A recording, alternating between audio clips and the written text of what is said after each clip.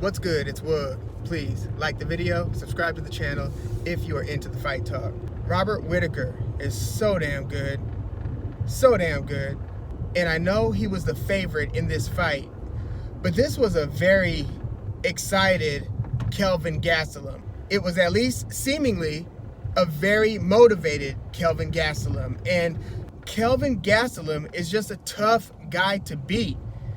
And so on any given night, if you're going to get a good Kelvin Gastelum, you either beat Kelvin Gastelum or you don't beat Kelvin Gastelum. And most, at least when Gastelum's at his best, are not coming out with the W.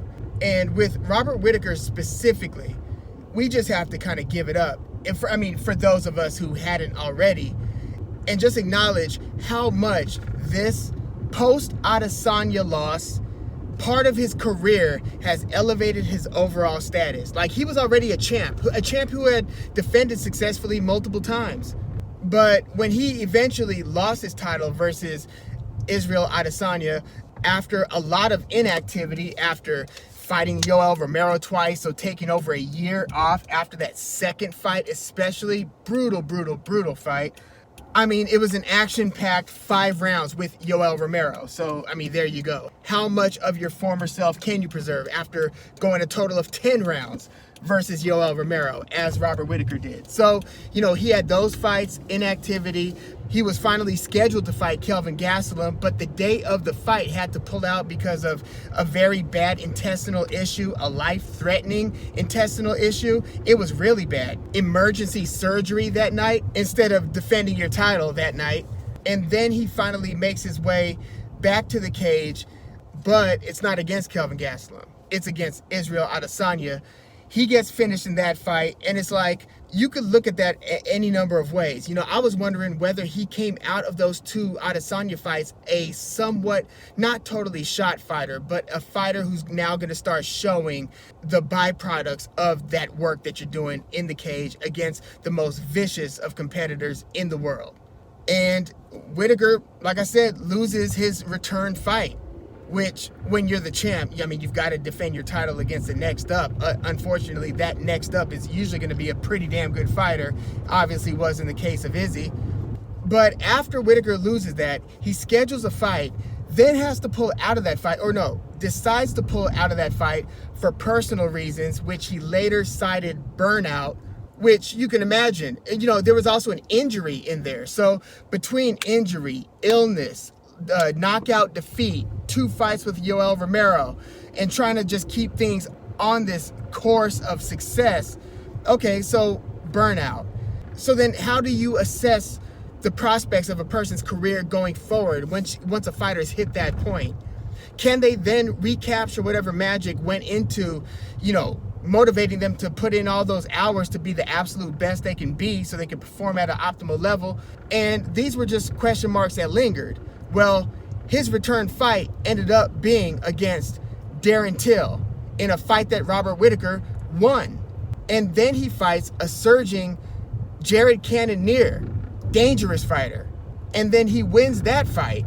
And that's a tough fight. There were points in that fight where he was in trouble. So he had to dig deep, use his savvy, use his just super well-rounded stand-up game, his super high cage IQ, and just knowing when to deploy what techniques and tactics. Like, how do you win this round, damn it? Because that's what it comes down to. If you're not going to be finishing the guy, you're going to have to find a way to, 1, not get finished yourself, and 2, find a way to win the round. And Whittaker has grown to become about as good as you could get at that part of the game. I feel like, to beat Whittaker, you almost have to finish him. Now, those 2 fights with Yoel Romero were razor close. The second one could have totally gone either way. The fight with Darren Till and Cannonier were both pretty close fights, very competitive fights. You could argue that some of these Whittaker fights are competitive, but clear decision wins for Whittaker. But he just does whatever needs to be done to win the fight. And he's got very good skills and good athleticism to be able to hop in and out of the pocket.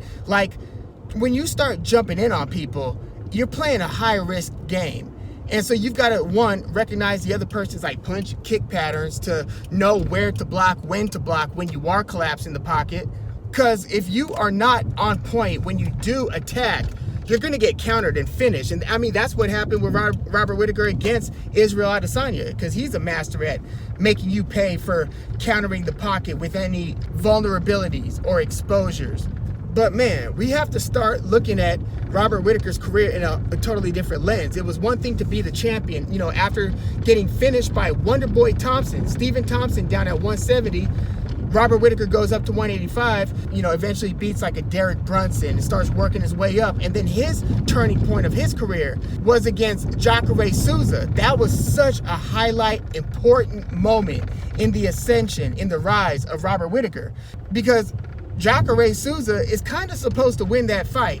He was the one who had been hovering around number 1, 2, 3 ranked contender. So Whittaker puts together this combination where, it's the variance in punch pattern, and your punch and kick pattern matter. So what Whittaker will do, and he did it time and time again against Kelvin Gastelum here. So against Jacare, he does this 1-2 punch followed by a kick coming from the same side as that power punch. So you throw. You can do it on the left side where you throw right hand, left punch, left kick. So the guy's blocking, block. Usually the pattern is block, right? Not block, and then the kick comes right there. That's f***ed up. So Whittaker likes to use his footwork to manage the distance and make sure that he's dictating the terms of the exchange, like when you exchange, because he'll stay out of range, jump into range when he's ready to go. Jan Blachowicz is really good at that too, but they use different techniques. Whittaker has pretty bouncy feet, so he'll come in and he, like I said, he likes to throw that, he'll throw a variance of combinations, but one of the ones that, people can fall asleep on and really get hurt by is that 1-2 followed by the right kick. So it's left, right kick coming over the punch.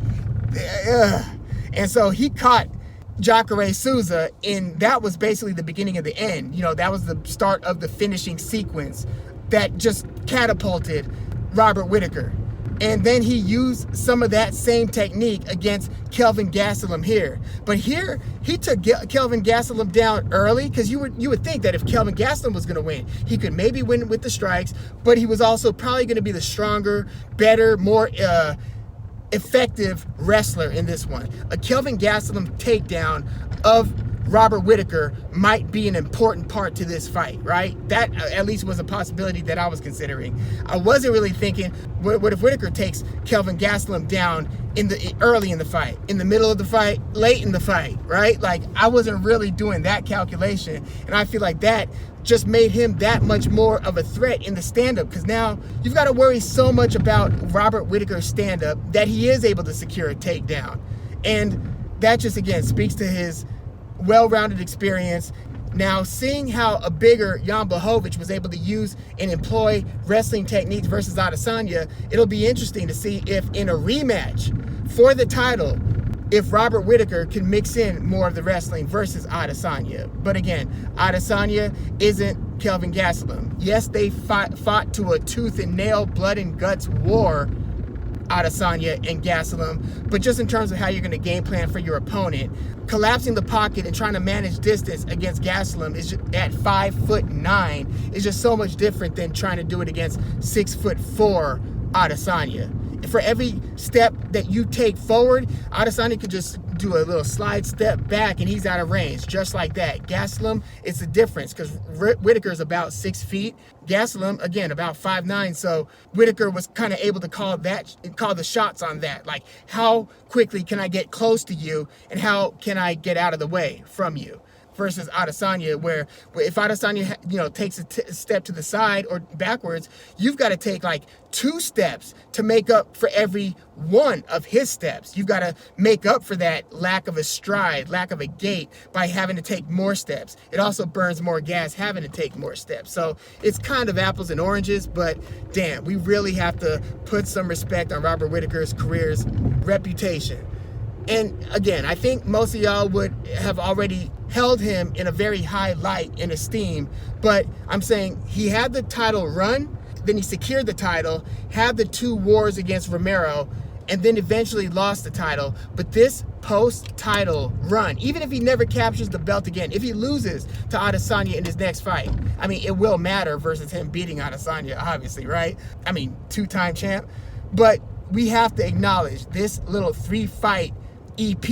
It might not be the main course LP of winning the title and, you know, your dark side of the moon, but we really have to look at beating after there was a lot of doubt about what your career was going to look like at this point, because it was not looking great. There were a lot of question marks and a lot of red flags.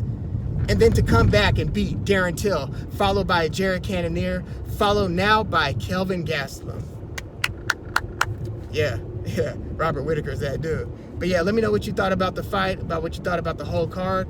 Please leave your comments in the comments, like the video, subscribe to the channel if you are into the fight talk. I'm Woog. Thanks for tuning in.